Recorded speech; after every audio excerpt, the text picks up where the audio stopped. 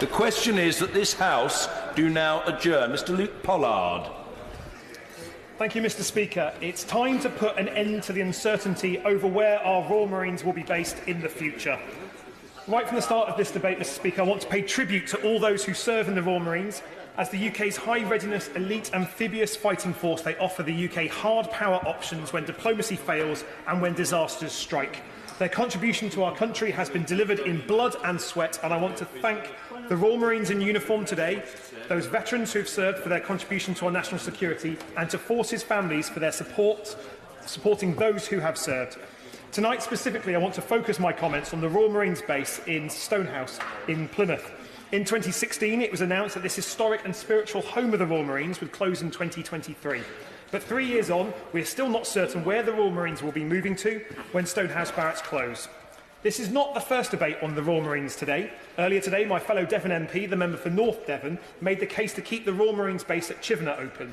MPs with the Royal Marines in their patches are not fighting between themselves. Indeed, there is an agreement that we need certainty for the Royal Marines' long-term future, wherever that may be. Certainty is required for 40 Commander in Taunton, as well as those Royal Marines at Chivenor, as well as those Royal Marines in Stonehouse. As the Member of Parliament for Plymouth, Sutton and Devonport, I'm proud to make the case for the Royal Marines, the pride and joy of our armed forces, to continue to stay based in Plymouth, their spiritual home for over 300 years. We all know that the Royal Marines are the finest fighting force the UK has, with unique and valued capabilities. I've seen this for myself at the Commando Training Centre at Lympstone, with the Commando Obstacle Course and the Passing Out Parade. I've seen it in Plymouth with the Royal Marines at Stonehouse, the Royal Marine Band School at Portsmouth, and on a rather blustery day on the back of an orc in the River Tamar with Royal Marines from 1st Assault Group.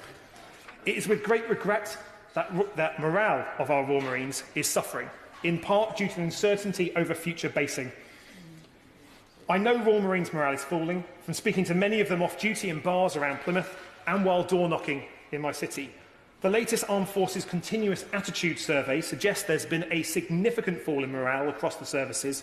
2 years ago, 62% of Royal Marines officers rated morale in the service as high. Now that's just 23%.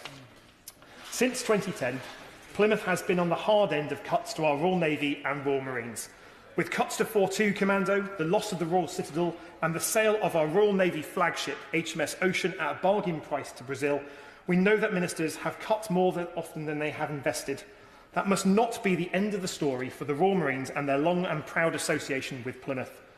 Talks of further cuts continued last summer as speculation suggested that Devonport-based amphibious ships HMS Albion and HMS Bulwark could face the axe as well. If these cuts went ahead, there would have been a logical threat to the existence of the Royal Marines. Indeed, rumours last April that the Marines might be merged with the Paras only added to the concerns that this was being lined up as a real possibility. Time after time, I've stood up in this place to demand answers, but unfortunately ministers have refused to rule out the loss of those capabilities at the time. The petition I launched to preserve the amphibious ships and the Royal Marines attracted 30,000 names, the bulk of them from the far southwest. I'm pleased to say, though, that in September, after a long, hard-fought campaign, we were relieved that the government decided to save HMS Albion and HMS Bulwark. That was the right decision, and I want to thank the Minister on the government bench for his personal championing of the cause of those ships and the Royal Marines. Stonehouse Barracks, happy giving way. May I just say that from this side of the House, I'd like to pay tribute to the work that he did, and I think he would acknowledge the work that the Defence Committee did on the issue of saving our amphibious capability. And does he not agree that we all should acknowledge the contribution of the Honourable Member for Plymouth Moorview, another local MP, and the willingness of the Defence Secretary to take on board the message that we were trying to relay and even to announce it ahead of the Modernising Defence Programme announcement at the Conservative Party conference, no less? I'm grateful for that intervention. Sadly, I didn't get an invite to the Tory Party conference this year. And I appreciate the point that the Chair of the Defence Select Committee made. I think our campaigns as a city are best fought when they're cross-party. And I hope that in future the member for Plymouth Moorview will be here to be able to make that case, and indeed as well. Stonehouse Barracks is the oldest operational military barracks in the country. Since the Corps of the Royal Marines was formed in 1664, it has had a base in Plymouth, close to Devonport. Stonehouse Barracks, opened in 1756, was the Royal Marines' first ever dedicated and purpose-built barracks. Along with similar barracks in Chatham and Portsmouth, Stonehouse is now the only one of those to remain. Since World War II, Stonehouse has been home to elements of 4-1, 4-2 and 4-3 Commando and 4-5 Commando until it moved to Royal Marines Condor in 1971, with Stonehouse then becoming the headquarters of 3 Commando Brigade.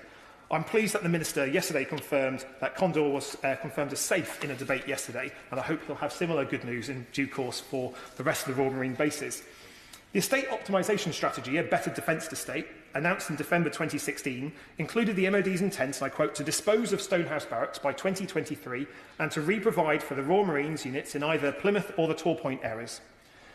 The promise to provide a super base in Plymouth is a pledge much touted by those on the opposite side, and I believe it is a good one, but we've seen little evidence to date of where this base will be built. As part of the major defence shake-up, the Army's 2-9 Commando will also leave Plymouth's Royal Citadel, which the MOD leases from the Crown Estate. In a PQ I tabled a few months ago, I was told that further assessment study work is being undertaken to inform the final decision. Mr Speaker, it is right that decisions about basing are taken on grounds of military strategy and taken by those in uniform rather than for party political reasons, but a decision does need to be announced by ministers to address this uncertainty. Happy Ginway. Thank the honourable member for giving way, which as other members will know, that I'm a fellow Janner in terms of having been born in his constituency. But would he agree with me that this isn't a debate, as much as many of us will have great affection for places like the Citadel, which for historic reasons has more guns over the city than over the Plymouth Sound. This is about making sure there's modern facilities provided. That it'll be sad to see these places go with great history, but we do want to see modern facilities for the Marines, who are our absolute cutting-edge fighting force, not perhaps look to defend 300-year-old barracks. The honourable member preempts a piece of my speech, and he is exactly right. We need to make sure that the facilities for our Royal Marines and indeed all our armed forces are up for scratch. 300-year-old barracks are not currently providing the quality of accommodation that they should, and it is right that in repurposing and re-providing those facilities in Plymouth that the Royal Marines have the finest facilities, and so I agree with the gentleman on that point.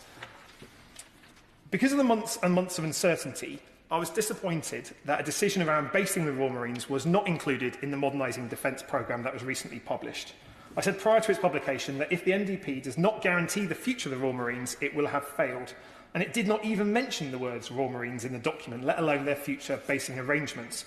But I'm encouraged by words that the Minister has said that news of their future will be coming soon. Mr Speaker, the lack of clarity is a cancer to morale. Falling morale hits the Royal Navy's and Royal Marines' ability to recruit and retain the very best. And morale affects capability, and capabilities affect our strategic options in tough times. The logic of basing the Royal Marines in Plymouth, close to amphibious ships, Royal Marines Tamar and training grounds, is sound. But if a base is to be operational by 2023, after Stonehouse Barracks close, work needs to begin this year. There is a strategic importance for keeping the Royal Marines, Plymouth and Devonport together. When the Defence Review in 2010 reconfigured our defence capabilities, Plymouth was promised it would be the centre of amphibiosity for the Royal Navy. It is a promise that must be kept by this government. Royal Marines Tamar is a good sign that the MOD intends to keep that promise, but without a new home for the Royal Marines, it looks a slightly hollow pledge. Plymouth and Devonport in particular must remain the centre for amphibiosity in name as well as in strength. That means not only having it set forth in strategy, but having the ships and the Royal Marines that make that capability what it is today. A world-leading capability that is a deterrent to our adversaries and support to our allies. In looking at what facilities can be re-provided for the Royal Marines after Stonehouse Barracks closed, the Minister will note, we've spoken about it a number of times, that I'm also keen to look at the memorials to those Royal Marines who have died that are in Stonehouse Barracks, to making sure they're relocated sensitively or protected in their current location. Second, as a proud Janner, someone born in Plymouth who lives in Plymouth, I feel I can say that Plymouth all too often hides our light under a bushel, and then we hide the bushel. That has... Happy to. First of all, thank and congratulate the honourable gentleman for Plymouth, Sutton and Devonport for bringing this forward. Would the member not agree that it is essential that there remains a strong military presence which feeds into the local economy, but also into the local community, and that bases cannot be completely separate and should instead be involved with and helping in the local area? I agree entirely. Military bases may be surrounded by fences and razor wire, but they actually have bridges to the communities, connections to economies and bonds deeper than I think any moat provides. Royal Marines bases, such as those at Stonehouse, are part of our social fabric of our city, and I think we should say loudly that we're proud of them, we value them, and we want them to remain part of our vibrant fabric of our community, contributing economic activity, expertise, and the commando spirit of cheerfulness in the face of adversity to all things Plymouth. There are a number of options that have been and should be considered in the basing of this future super base. Whether that is decamping 3 Commando Brigade to the Royal Citadel while Stonehouse Barracks is refitted, whether that's building a new base at Devonport Dockyard or at Bull Point, expanding HMS Raleigh to accommodate the Royal Marines, building alongside Royal Marines Bickley, or brownfield and greenfield options, ministers must have a plan and make that public shortly. Plymouth City Council stands ready to work with the Ministry of Defence, especially in assisting in land purchases, if the suggested locations currently fall outside the 3% of the country the MOD already owns.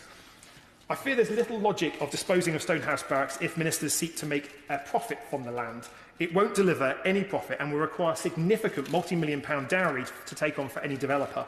Royal William Yard, only a few hundred metres down the road from Stonehouse, has shown that old military buildings can be repurposed beautifully, but not without significant investment, ongoing capital support and massive public subsidy. I doubt the MOD is planning on such a scale of public subsidy for the Stonehouse site after they sell it. As a Grade 2-star listed buildings, it's not attractive to developers in its current form.